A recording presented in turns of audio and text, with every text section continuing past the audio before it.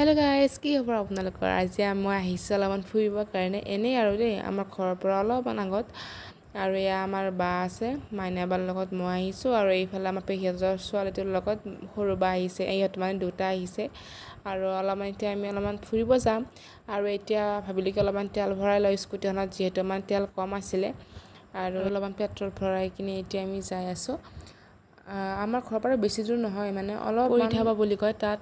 আৰু এয়া আমি আহি পালোঁ। আহি পাই মানে মই তাত মানে ঝুলনা আছে এনেকৈ আৰু মানে মই মানে য'তে নহওক ঝুলনা আৰু যদি মানে শ্লাইড তেনেকুৱা কিবা দেখা পাওঁ, মই মানে থাকিব নোৱাৰোঁ, কিয় নাজানো।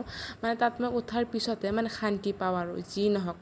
আৰু এতিয়া আমাৰ আহি গ'ল আমাৰ চাহ আৰু পনীৰ পকৰা।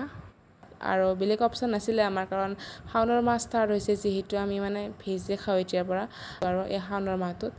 আৰু এতিয়া ধুনীয়াকৈ আমি চাহ খাব বহিছোঁ চাৰিওটাই। মানে মই মানে তেনেকৈ চাহ নাখাওঁ আজি, মানে উপায়ো নাই, যিহেতু অলপমান খাই লৈছোঁ বাৰু ইহঁতৰ লগত।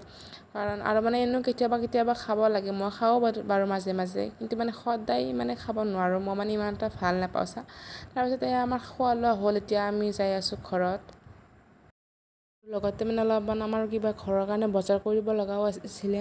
আৰু সেইকাৰণে মানে আমি আমাৰ চকতে মানে বজাৰটো কৰিলোঁ অলপমান, কিবা আৰু চব্জি তব্জি। তাৰপিছত এয়া লাষ্টত আমি আইচক্ৰীম খাই কিনে আৰু ভিডিঅ'টো সমাপ্ত কৰিছোঁ। আৰু বজৰংবলীৰ কৃপাত আজি দিনটো খুব ধুনীয়াকৈ পাৰ হ'ল।